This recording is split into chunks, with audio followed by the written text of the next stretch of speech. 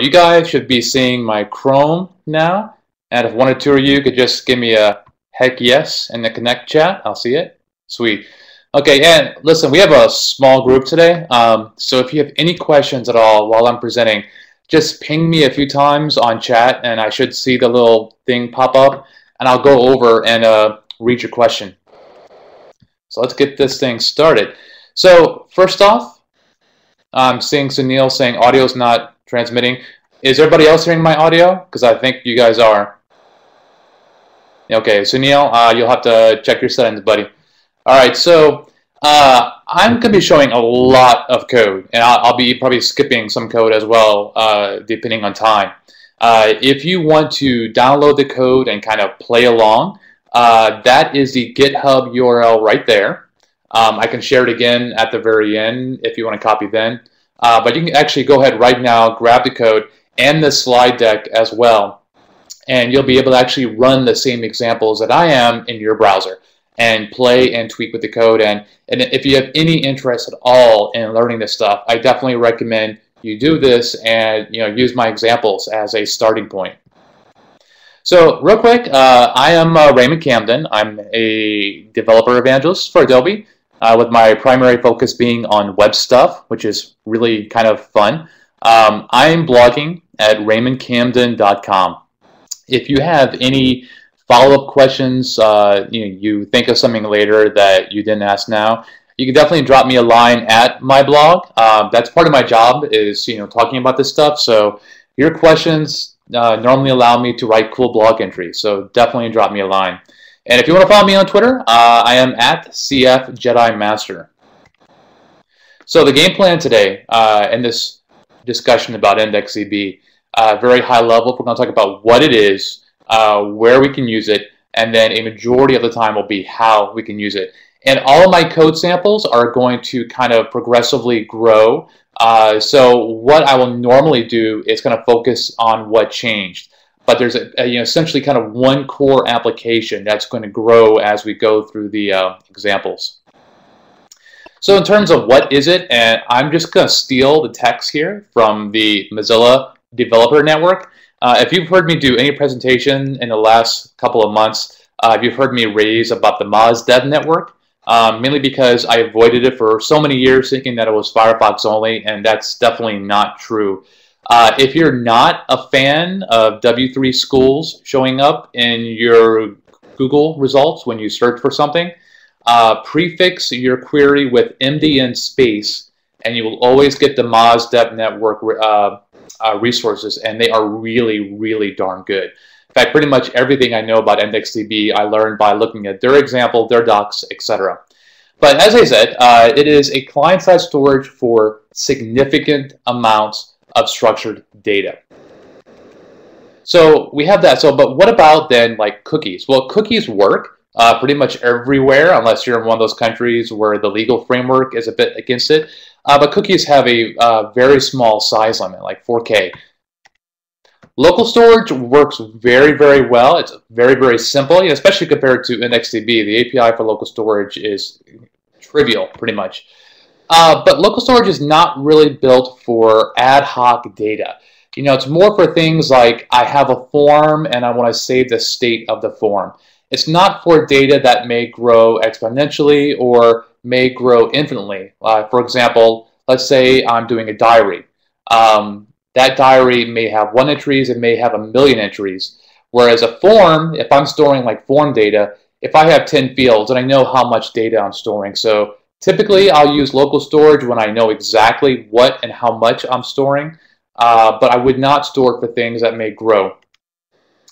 WebSQL, unfortunately, WebSQL works very, very good. It works in PhoneGap as well. On mobile, it has great mobile support. Unfortunately, it's a dead spec, so while it works very well and while it reuses your SQL knowledge, as a specification, it's pretty much dead in the water, and you could probably expect support for it to get smaller and smaller as time goes on. So how much data? So for Firefox, there's no limit, but if you try to store one piece of data that is too large, then the user will get a prompt. For Chrome, it's a bit different. So I've seen Chrome prompt sometimes, and I've seen it not prompt. Typically, it only prompted when it did one time. The very first time I requested data, and then after that, it never mentioned it again. In terms of how much data, the way that I translate that last slide into practical terms, or what I would tell a client. Essentially, expect to be able to save a reasonable amount of data. 50, 20, maybe 50 megs. Anything above that, I'd be concerned about what you're doing in general. Also expect that the user typically sometimes will be prompted that you are storing data. If you're worried about scaring your users, you may want to put some text on top of your web page saying, hey, your browser may prompt you, and this is what we're doing, and this is why we're doing it. So that kind of depends on your audience and what level of familiarity they may have with the web in general. So why store data at all on the client? Well, every time you do an HTTP request, you're going to be getting more and more data over the pipe. So as a simple question, if you can only send something one time, then why not just send it once and store it on the client? Now, obviously, HTTP is not so bad. The web is kind of popular. Ajax applications work pretty darn well. But anything that you can do to make the experience a little bit better, anything you could do to cache on the user side, is going to make that experience even better. Now, I'm going to kind of switch over real quick to an example. And I'm not going to show the code yet because it's a bit too far advanced. But what you're looking at is a SVG map of America and all the counties in there. Now, SVG is a bit of XML. And just looking at the detail here, you could probably take a guess at how big this is. And I'll show you the source code. And you can just see this is a heck of a lot of data. I think it's either 2 megs of XML or 5 megs of XML. I mean, it's a lot to send over the pipe, even with a fast pipe. When I reload this, and this may not have shown up too well over Connect, but it was instantaneous. Why? Because I actually used IndexedDB to store all of this data on the client side. So now when I hit this page, there's no initial load because all the XML is just stored in the client. And then this allows me then to actually do various data visualizations, etc. And if anybody wants to see this code at the end, I will definitely be happy to show it. So it's also a draft specification. What that means, and I kind of highlight this in the third point, is that you can expect things to change. Certainly with Chrome, if you go to my blog and just search for IndexedDB, some of the blog entries you'll see from like November of last year no longer apply to Chrome now because Chrome has changed how it implements IndexedDB, essentially kind of moving closer to the actual spec. Firefox actually pretty much always did a very good job at this. But in general, this is a spec that's not 100% solid yet. So in the future, you can expect some changes. I think things are, pretty much mostly stable now in terms of the typical operations you'll do. So, it's definitely kind of safe to use, but expect there to be some bumps in the road going forward. Now, one of the big things that you have to kind of wrap your head around is that this is a different way to think about data. So if you know SQL, and if most of the people in the room here are web developers, then you're probably used to storing data in a database. Databases typically will have a table with very, very precise expectations for what's going in there. So my user table has a name field. The name field must be a string, and it must be 50 characters or less. I'll have an age field, and the age field must be a number. It must be a positive number. And by the way, I am so OCD that when I saw this picture, I just got giddy inside. I would love to have this at my house, actually. So that's typically how a database will store stuff, extremely rigid. And certainly, I mean, there's a reason for that. That rigidity allows you to perform queries in a more performant manner. IndexedDB is a bit more loosey-goosey. So as opposed to having these very precise expectations about, my data must fit this, way of storing, in IndexedDB, we can be a bit more vague. So imagine that we had buckets, right? And in that purple bucket, I'm going to say, you know what? You can put any shade of purple you want. Now, I can barely dress myself, so I actually don't know any shades of purple, but like chartreuse, yeah, that's the extent of my knowledge. So imagine light purple, dark purple, and one of the 1,000 other shades of purple that you would see at the Home Depot paint section. But IndexedDB is kind of cool with that. It says, you know what? This is the purple bucket. If you want to put something that maybe is a shade more green than purple, I'm not going to complain. But obviously, you kind of want to ensure that you typically put purple stuff in the purple bucket, but you don't have to be super precise on that. And you'll see some examples of that looseness as we go on. So here is the million-dollar question. So what is the actual browser support for this?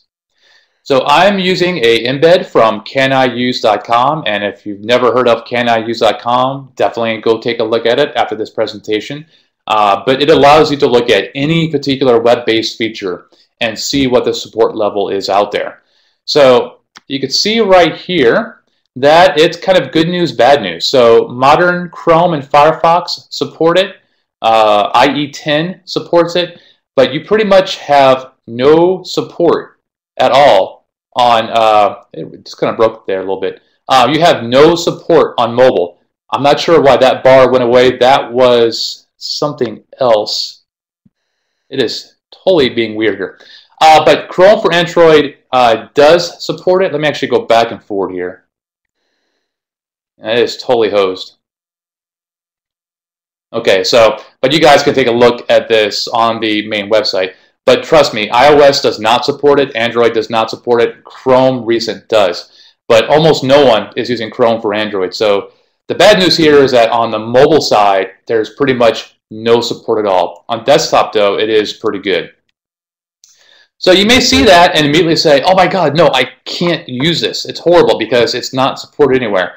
And this is kind of typical of the attitude that we've had for most of the last 10 years or so, right?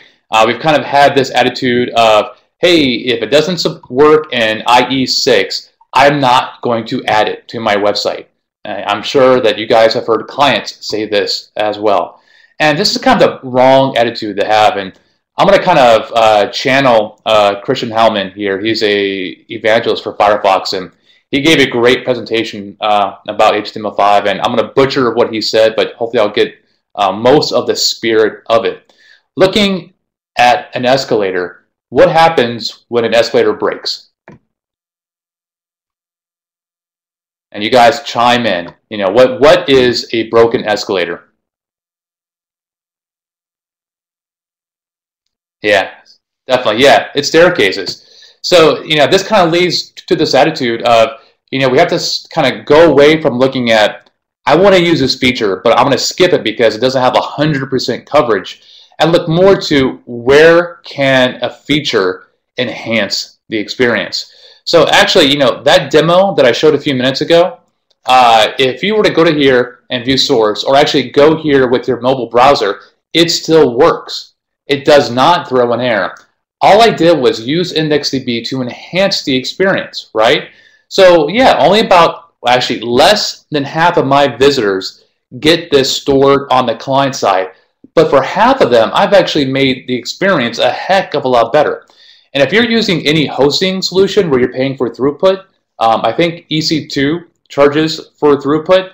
If you could save, a few bucks here by spending 5 minutes to write a bit of extra code, oh, heck yeah, you would do it.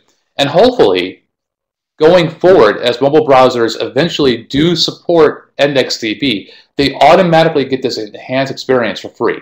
So, and that was kind of a mini sermon. I apologize, but that's what I do, what I present normally. But we really have to start looking at all these, sexy new features as things that we could add to enhance the experience, even when there's not 100% coverage. All right, end of sermon. So we talked about what IndexedDB is, and we also talked about how we can use it. I'm sorry, where we can use it. Now we're actually going to start digging into the code and talk about how we can use it. And again, I tend to show a lot of code at once. I apologize. You can definitely download all of this later or right now even and play along. I will also remind you that all my examples are going to kind of build on each other. So I'll skip talking about code that I've already talked about when I do, the second, third, etc. examples. So the very first thing you'll want to do is check for support. Now, there are libraries out there like Modernizer that make this a bit simpler. I prefer to keep things a bit simple. What you have here is a simple event listener for DOM content loaded. And all I'm doing here is saying if IndexedDB exists in the window object, then I have support for it. And we'll take a look at this in real code. And can you guys tell me, is that font big enough?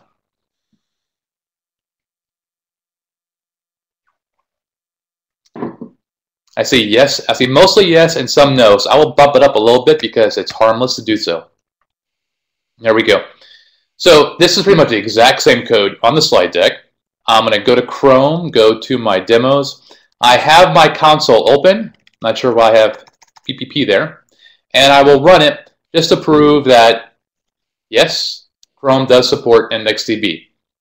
So the first step, pretty darn easy. So the next step is actually open up the database. This is also going to be pretty darn easy. So the first argument that we'll give to our IndexedDB object and to the open API is the name of the database. Now, IndexedDB databases are going to be scoped just like cookies, just like local storage. So it'll be local to my.com. So if anyone else has an IndexedDB called test, this line is not going to conflict with their data. You can pick whatever name you want. Certainly try to pick something that makes sense. The second number is the version. Now you can put any number you want to there, but this is going to get a bit more important as we go on. Now everything in IndexedDB is going to be asynchronous. So when we open that database, we'll have a couple of events that we will want to listen to. The first one is going to be success, and hopefully we'll get that. The second one will be error. The third one will be an upgrade needed, and this is very, very special, and I'll explain that a bit later. And the last one is blocked, and I've yet to find an example of when that would actually fire. I believe it would fire in Chrome if you actually get the prompt and say no, but the last time I tested, I wasn't able to say no. So this one I will admit to being a bit unsure of. So what should happen is that the very first time you run, the upgrade needed event will fire, and then the success event will fire. So here's a quick example of that. I've opened the database, and again, this is asynchronous. So I've created a global variable called DB. I'm going to use that to give me a handle to my database. On upgrade needed, it's going to fire, and then on success is going to fire. Hopefully I'm not going too fast here. Note that the event target result is my database. That's why I just copy it out there.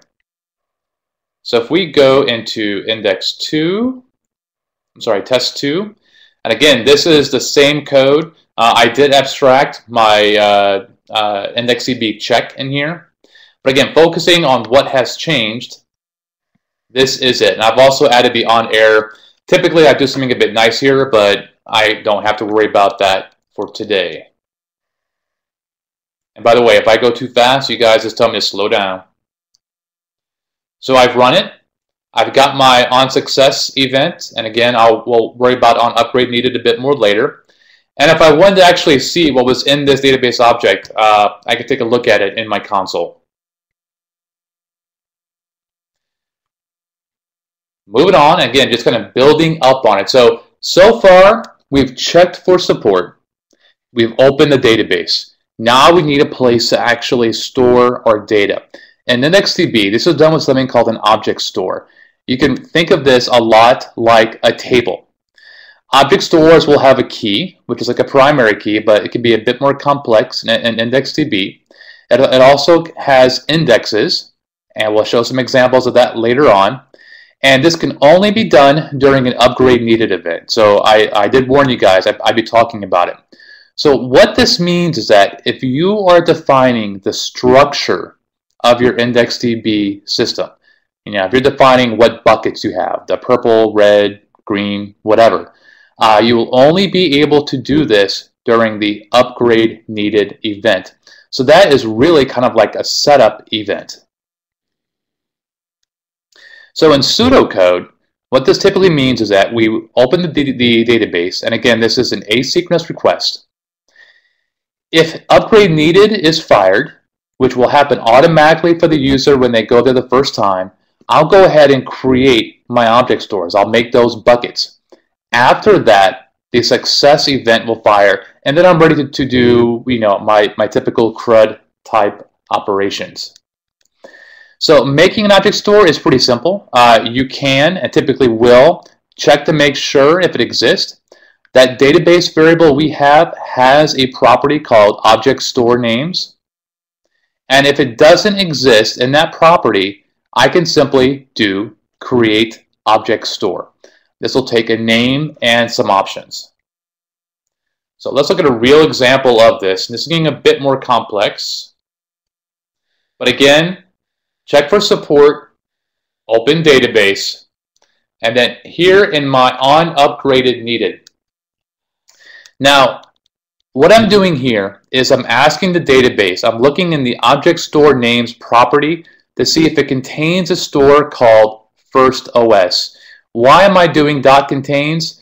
Because this property, you would think it'd be something simple like an array, but no, it's actually a DOM string list, which I'd never heard of before. If you want to read more about it, this is a link to the MDN doc on it. But for our purposes today, all you need to know is that if I do .contains, it will look at that list and see if first OS exists. All I'm saying here is that if it doesn't exist, go ahead and create it. Now you may be asking, what happens if later on I need to make an object store called second OS? This is where that version number comes into play. If I want to modify the structure, I have to change that version number. I may have had 30, 40 people visit my website, hit this thing, and because this was a new database for them, upgrade needed ran that one time only. I would have to change this version, and I could pick whatever number I want, but it makes sense to increment it by 1. I would change this to 2, and then simply cut and paste this code to add, whatever second object store I needed. But again, open, do my setup stuff, and then at this point, I'm all done. And all I'm doing here is listing out the object stores. Now we're going to run this.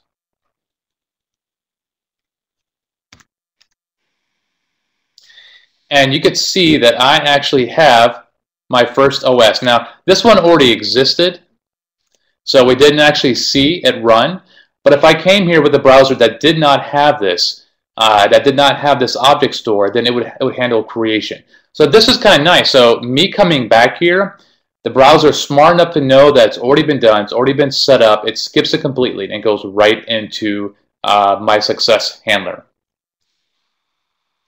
Any questions on that so far? Just going to pop over here real quick. If I don't see blah blah as typing, I just won't worry about it. Cool. I think we're okay. And if not, I'll definitely be hanging out at the end for questions. So just to kind of recap, I've talked about how you open the database and how you actually get a handle to the database. We also talked about how we store the database, store data into an object store. The obvious next step is to begin doing our CRUD, our create, read, update, delete type operations that will allow us to store data in the object store. So here's where things get a little bit complex. So anytime we add data, it's going to have to be done in a transaction. Now, if you've never done any SQL development before, you can kind of think of a transaction as a way of saying, I'm doing a couple things. If anything goes wrong, I want it to roll back automatically. It's kind of like a safe wrapper around data type operations. But for IndexedDB, every single thing we do modifying data will have to be done in a transaction. The code's not going to be too difficult, so hopefully it will make sense to you guys. Transactions are specific to one or more stores. So if I have a couple of those buckets and I'm only working with the green bucket, then I can make a transaction be specific to that green bucket. They could be read-only or read-write.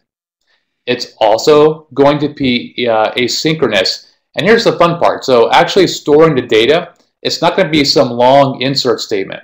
If I have a JavaScript variable that represents what I want to save, I literally do my object store .add and just pass it in as is. And anything at all, for the most part, can go in this block right here. So let's look at a specific example of this. Now I'm going to scroll down to the DOM a bit, just going to show you what this application does. It's very, very simple. I have a form with two text fields, one for name, one for email, and I have a button that will allow you to add it. Okay? I'm going to go back up to the code. Now this code on top is the exact same setup code that you guys have already seen. The only change here is I'm calling my object store people. And really don't pay attention to this right now. I can explain that at the very end. So what gets interesting is that I've now added some code to listen to that add button being clicked. And I've written a function called add person. All I'm doing is getting the values out. And then I'm going to start working with my transaction. So the database object, the IndexedDB object, allows me to create a transaction like so. I'm going to pass an array of stores that I'm working with, in this case only one, people, and what type of transaction. Because I'm changing data, it's going to be read-write. I get a transaction object back, and from there I ask for the object store, basically what I'm working on. There it is, right there, store. I'm now going to make my person. Now this is based on the user input, but I also just added a random other property called created and stored that as a date object. To make this work, I simply do store.add. That second argument I'm going to explain in a minute. And this part will be asynchronous. I'll either get an on error or an on success. So let's take a look at this in the browser and see what happens. Oops.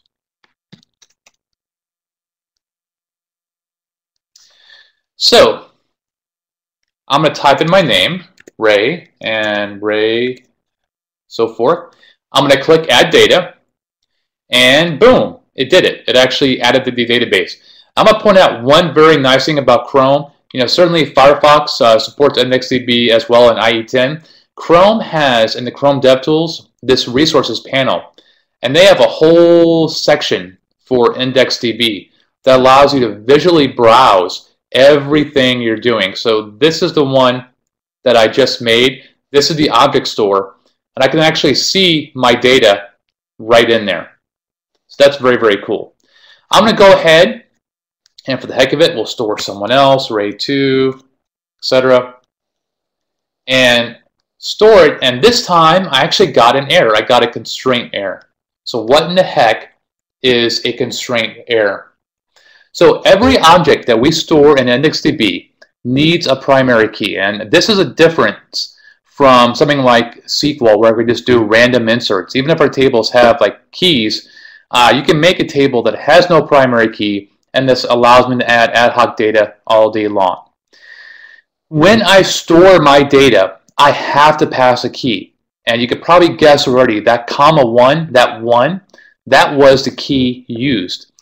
If a key already exists, you're going to get an error. And yes, by the way, there is an API to do an update to an existing object as well. Let's talk about those keys, because IndexedDB supports multiple different types of keys. So the one that I just did was one that I specified. That I'll go back to the code real quick right there. This is perfectly valid. But the issue you ran into is that when I tried to store it again, it threw an error. So I would have to actually add a bunch of logic in there to say, what was my last key? Let me pick something new. I can also actually specify a column name. So looking at my data, I may say it has an email property. I could say, I want that to be my key. I could also combine this and ask the browser to make a key generator for me. I could say, use a column and make this unique. But really the simplest option to me is to not pass a key at all and just tell IndexedDB, I want you to handle the key and I want you to use your own generator and just have me not worry about it forever.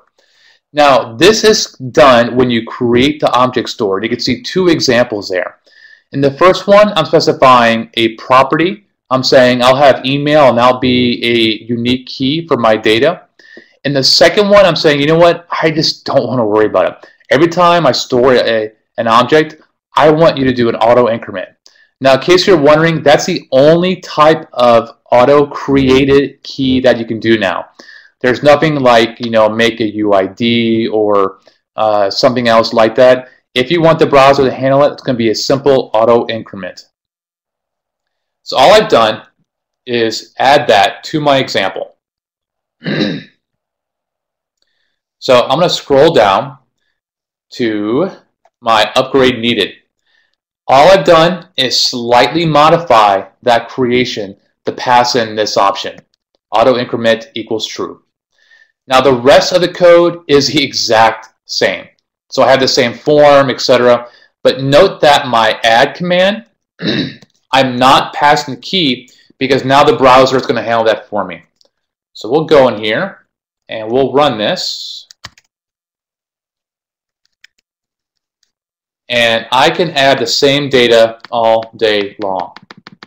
Okay, and if we actually look at this in Chrome, you'll see I have a bunch of objects. And those keys just go from 1 and higher. And if I keep going and refresh it in Chrome, I'll see those new objects.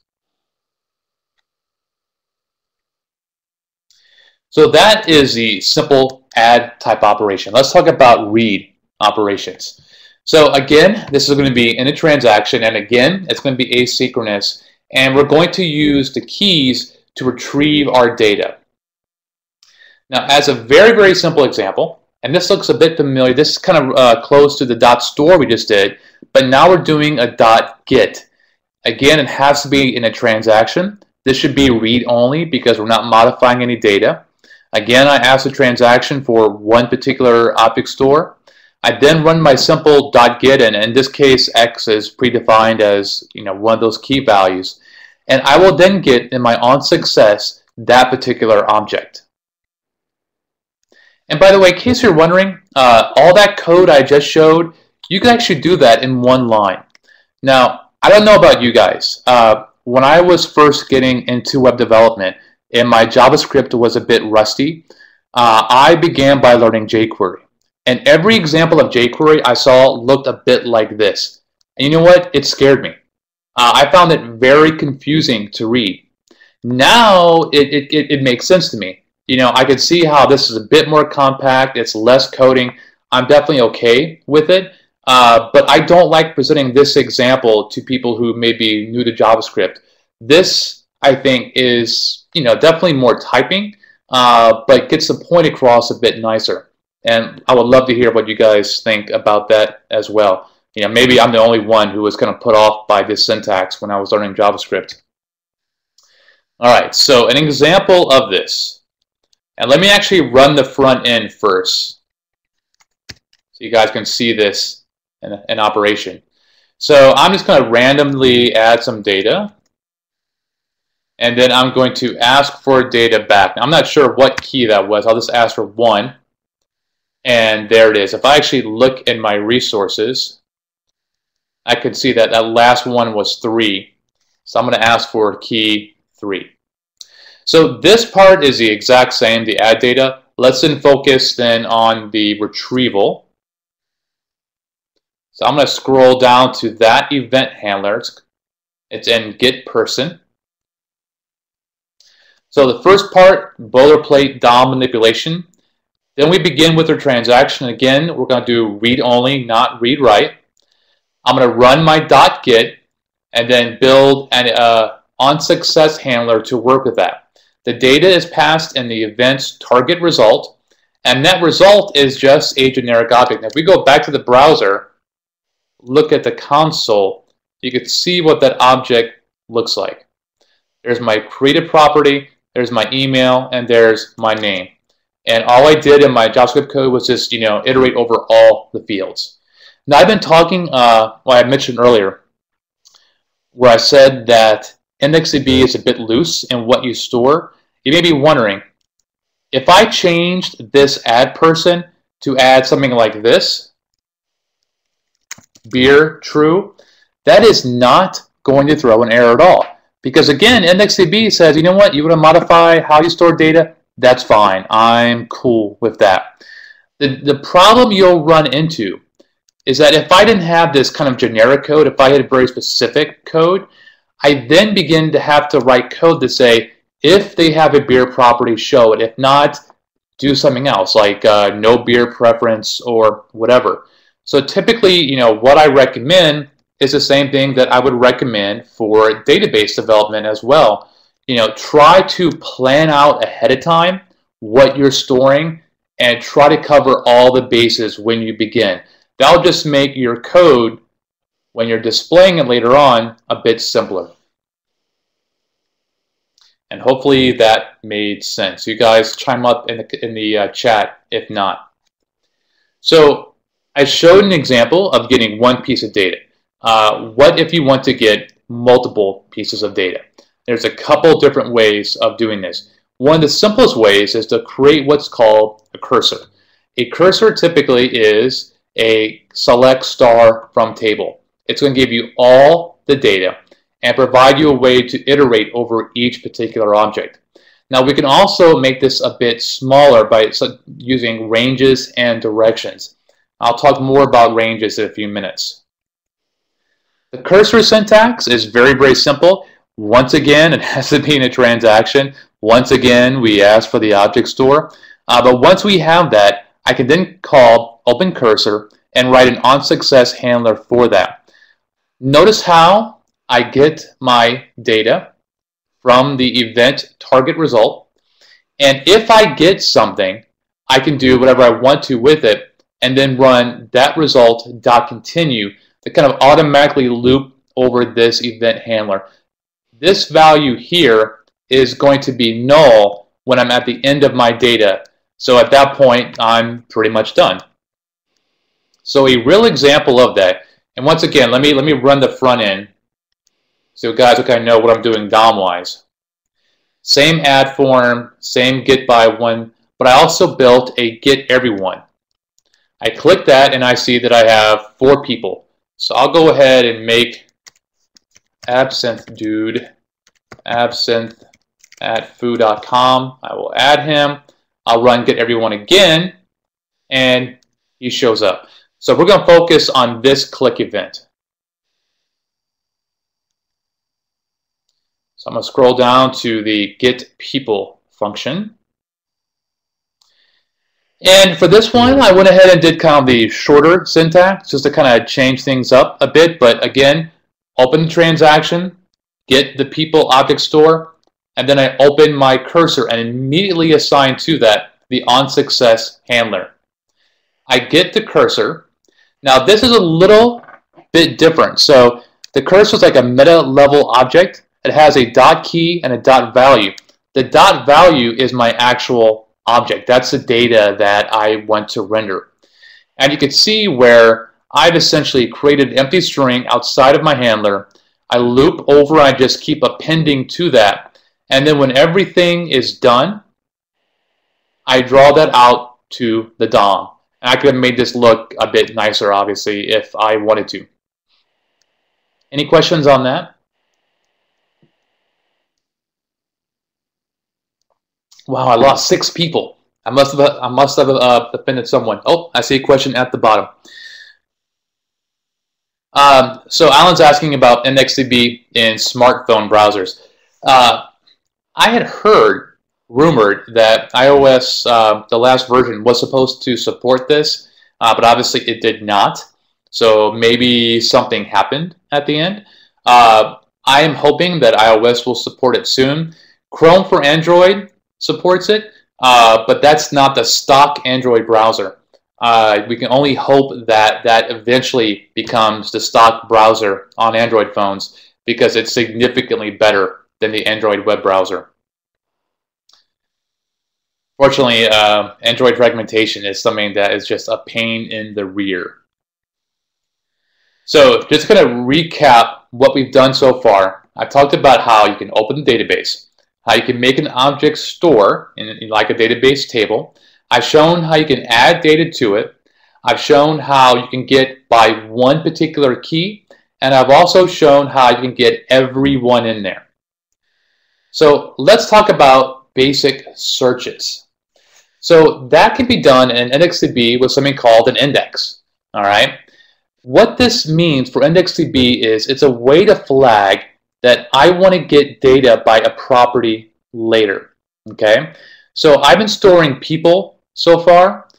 I could possibly say, you know what, I'm going to store gender for people, and later on I want to be able to retrieve data by gender.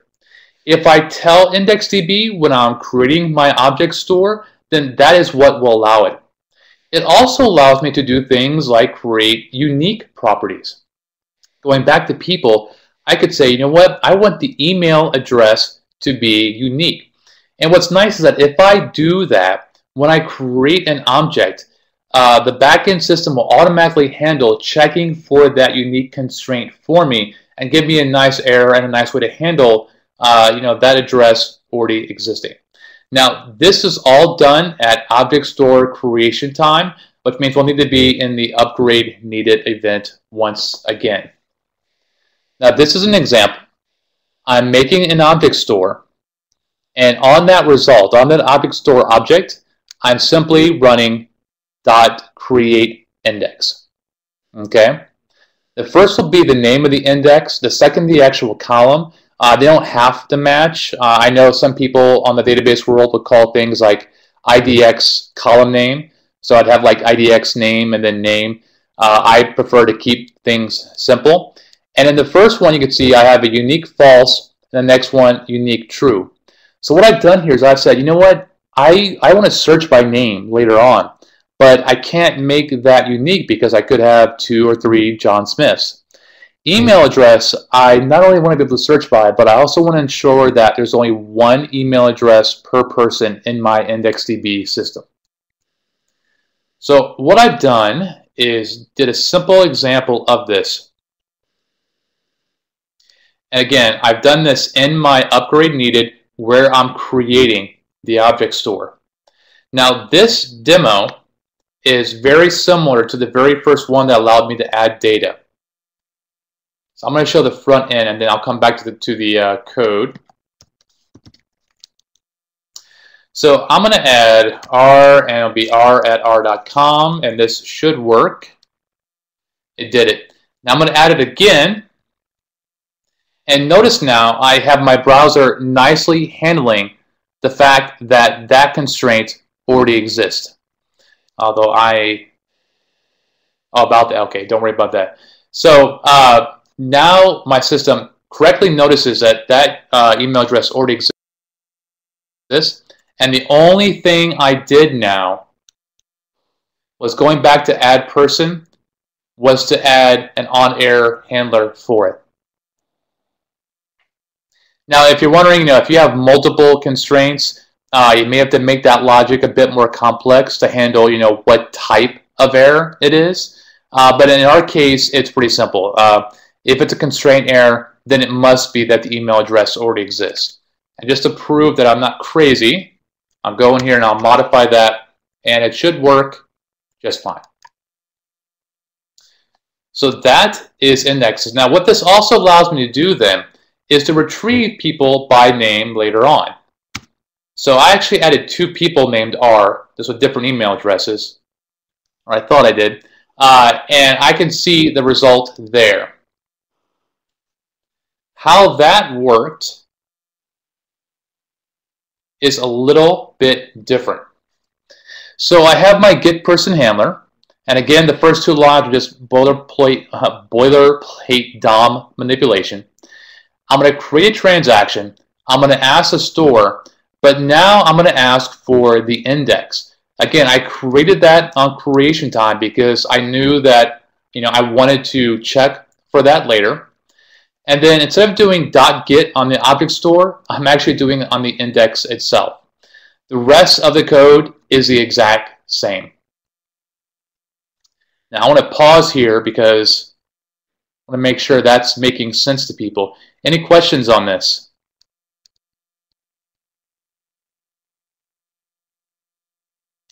All right.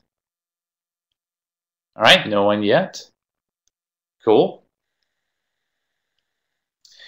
So the previous example allows me to get by a specific value, so by name. You've also seen how I can get by key. Ranges allow us to do things a bit more constrained. So it allows me to do things like using people. I want to say everyone up to the name of Camden, or I can reverse it. I could say everyone with the name Camden and higher. I could also combine that to say, you know what, I want everyone named Camden up to everyone named Smith. And finally, you have both an inclusive and non-exclusive, which I think is wrong negatives there. But basically, I can either do X and higher or X and higher including X. This is both or it can be either a numeric or a string-based search. And I could also get the results in any direction. So if for some reason I wanted a reverse direction result, I could do that as well. Now, for this example, I'm stealing it from the Moz Dev Network. And basically, all you're seeing is that if I wanted to do bill and higher, I create a lower bound range. If I don't want to include bill, I simply pass in a second argument of true. Basically it's saying don't include where I start from. Why you would use one or the other depends on whatever logic you happen to be working on, what your front end needs are for that. The reverse of it, the upper bound, everything below that is simply an upper bound. And to combine them both, it's a regular bound. And hopefully that's making a bit of sense. But again, basically these are either X and above, X and below, or between X and Y. So I have an example of this, and again, I want to run this first so you can see the front-end code, and hopefully that'll make some sense. So I know that I have some data already, but we'll take a look at it anyway, just to make sure I'm right. I have a person named Apple, person named Cherry, and a person named Zoolander. So if I want to get names that begin with, let's say, Doris, I should only get Zoolander. And great, that worked. If I want to get everyone named A something and higher, I should get everybody. If I want to do a range from, let's say, berry to dairy, I should only see cherry. Now, all this is doing is creating different types of ranges. And I'll look at the code behind this, and really the only complexity here is in how I create the range. So we're going to scroll past all the code that you've seen before and focus on that get. So I'm still working with an index because I'm looking at the name data, all right? Based on what I input into those two form fields, I'm either going to do an upper bound, a lower bound, or a bound between two values. But what this gives me back is a range object. That range object is then passed to the open cursor. It's the same API you saw earlier. And that handles all of the logic of doing my constraints for me. So basically, if I took this range out, I get everything. By passing the range in, I get a filtered subset, and in this case, based on user input. Again, hopefully that is making sense. And by the way, in case you're curious, there are some options you could pass to this to kind of make that range act a bit differently. Passing the cursor.prev will tell IndexedDB to go backwards. And if for some reason you want to skip the dupes, my names could actually be multiple. I can actually tell it to say no duplicate. And the same thing is supported for a forward range as well. So just as kind of to put it all together, I have a full example here, and I'll run the code and then talk about some of these options here. So this is my only pretty demo of the day because it uses Bootstrap. So this is a very, very simple note database where I go in here and say, oh my God, I wish it was Friday, and just text some random stuff in here and then just save it. And I have a bug in here because it's supposed to show up. So I'll just reload manually. This was working last month, so I will blame Chrome for updating recently. But once I have my data here, I can click to edit.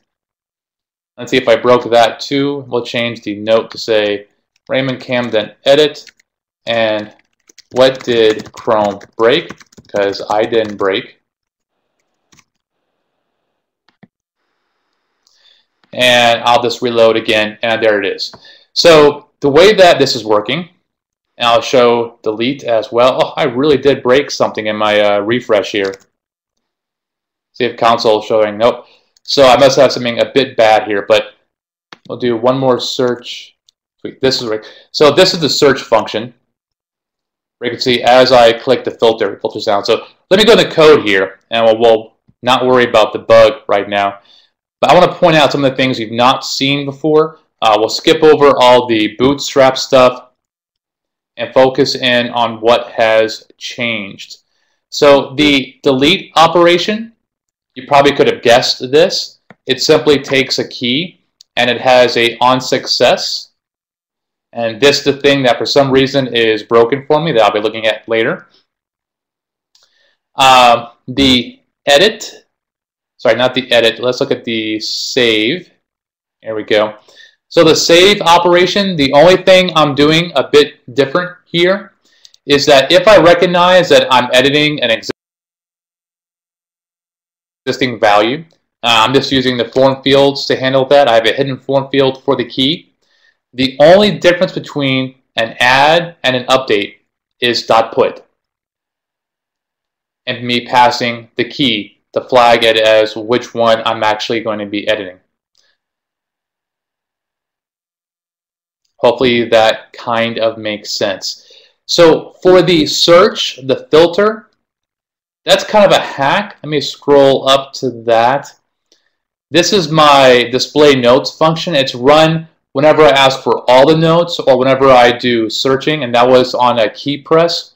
And all I have done is right here. Essentially, filter will be what I'm typing. If I actually have something, I create a range where I take your input and I add a Z to it. So basically, find everything that begins with what you typed and ends with what you typed plus Z. It's kind of a hack. I found it on Stack Overflow, but that is what allows for a kind of a simple string type search. But the only difference here again is that if you're searching, I pass that range. If not, I basically get all of the data. And in case you're wondering where the count comes from, that is, that's at the very, very bottom, I believe. Right here. So your object store API also has a .count method on it. This is also asynchronous and simply returns a count of all the data within an object store. So this is the first time you're seeing it. I'm just kind of pointing that out to you. All right, so I apologize for that display being a little bit warped, but there it is. So one of the last things I want to point out is something about complex data. I talked about how you could store everything you want pretty much. I've been storing a person object that had a few hard-coded fields. I could actually make this as complex as I wanted. I can nest objects in there. I can do arrays. You can kind of do binary data. Right now, Firefox allows you to store binary data. Chrome does not. In theory, you can translate the binary data to base 64 for Chrome, but you'll get a size increase for that. So as just an example of a complex object, all I did was add an array to my person object. In this case, a set of tags. Any questions on that? Corey? Yeah, you're putting out my nice grammar mistake there. Good example. So, and I'm just going to repeat this question in case you guys can't see it. Does IndexedDB have a concept of materialized views? Like I need a summary table that stores aggregates. So unfortunately, no. If you have any experience with NoSQL type solutions, then you know that stuff like that is pretty trivial. IndexedDB does not allow for something like that. You're going to have to write your own code to handle stuff like that. You also can't do the same type of complex searches that you can in something like Mongo. With a proper NoSQL solution, you can make a crazy search criteria. You know, like for people, you do something like, give me all the men who have a salary over 100,000 who are in Department X, who were hired after this year, and who are less than 6 feet tall. Now, that would be nothing at all in Mongo. In IndexedDB, you would have to come up with some form of crazy hack to make that happen. So that's kind of one of the bad things right now, Corey. You are most welcome. So going back to this complex object, I'm just going to show a quick example of this in action on the front end. So what I've done here is I've added to my people storage where I can store tags based on a comma separated list. So Ray likes beer, Star Wars, and Star Trek. Add that in. And if I want to search later by beer, I could find all the people who had that. So even though that's complex data, I can do a search by it. This is a little bit complex in terms of searching. The storage, not so much. So I'm going to go right to storage first. All I did was take that comma separated list and turn it into an array and literally just bam, put that in the object, and that was it. So for storage, that was pretty darn simple. The issue that you have with array type properties is that if you want to search for one value in that array, you have to warn IndexedDB that you have something like this coming down the pipe. If we look at our on upgrade needed, you could see that I've made an index for it. You guys already knew that, you know, if I'm going to search by X, I have to make an index by X. But I also have to tell it that it's a multi-entry type value. This is not something that's very obvious when you're learning IndexedDB. I learned it the painful way by spending about half a day trying to make a tag search work. But this one tiny little property is, you know, pretty much all you need. Pretty darn simple, I think. So for some follow-up links, again, you know, I've been praising the Moz Dev Network. They have a great set of articles on this. I'll also point out HTML5 rocks. This link is not specific for IndexedDB, but for all of their storage stuff. And I kind of dig storage. We have a lot of people at Adobe who are very good at CSS and making things pretty. I'm very good at making things ugly. So I focus a lot of my attention on more of the data-centric type parts of HTML5. And this whole category is actually pretty darn interesting. So with that out of the way, thank you guys for staying. And let's look at some questions. Mark Dubois, let me paste that into the chat real quick. Actually, Mark, I'm gonna paste the blog entry. That way you can actually, oh shoot, let me go search for it quick. I'll post in the blog entry. That way you can see how it was built. go, and it is right here. I can stop sharing as well.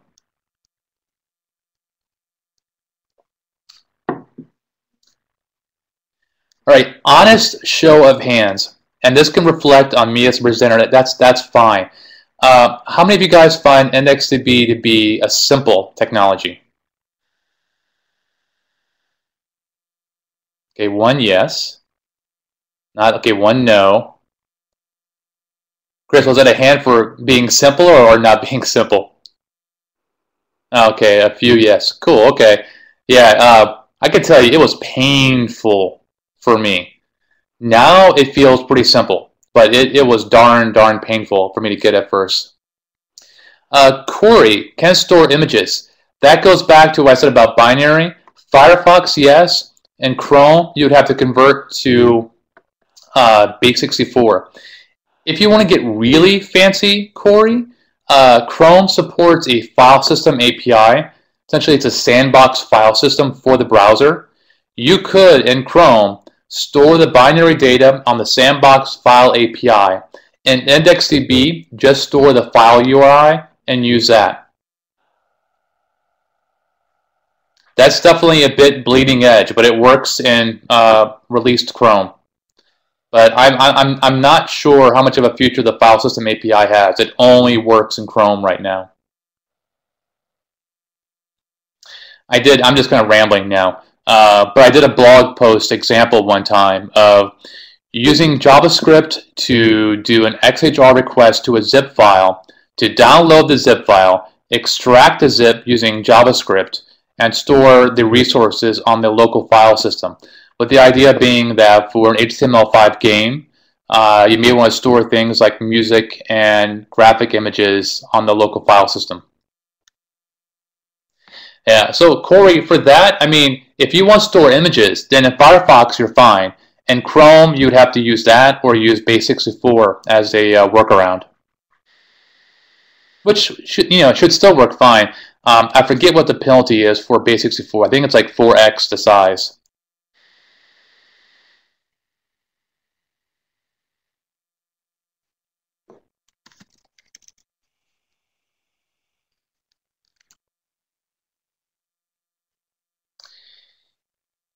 Any more questions?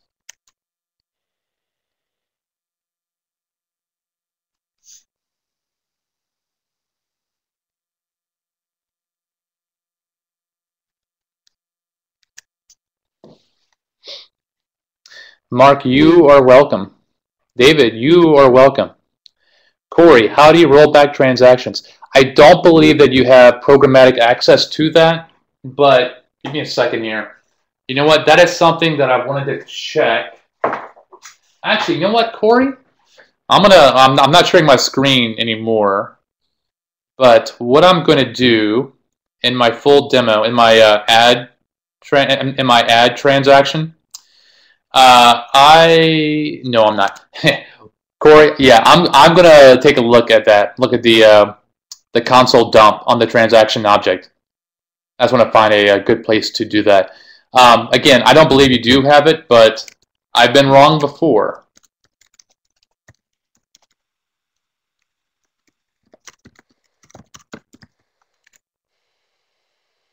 And I'll be posting this video link. So Corey, I will include your specific question in that blog entry when I do.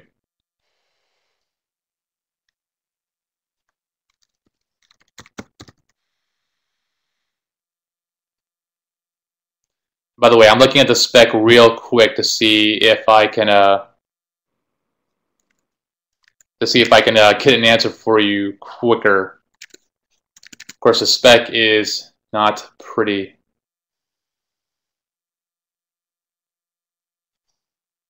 Try one more thing. Interface. No. Okay, one more thing. Yeah, so yeah, there is a transaction on a board event, but I'm not seeing yet how you find. Aha. Okay, cool. Corey, thank you for asking that. So the object store has a .abort method on it that would allow you to roll that back. I'm going to try to make a demo of just that. I can imagine maybe you have some weird logic, like on Tuesday you can't add this. Typically, Corey, I would still rely on the constraints to handle that for you. But yeah, that would definitely allow you to have something custom to do that instead. Very good question. All right, I see guest typing, or I thought guest was typing.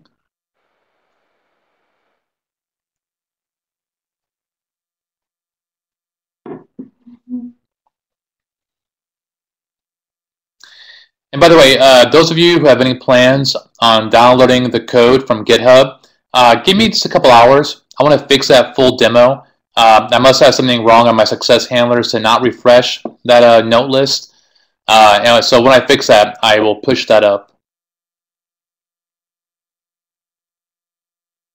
All right, last call for questions.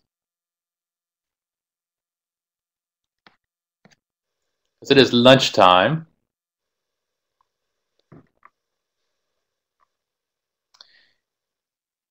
Anybody else?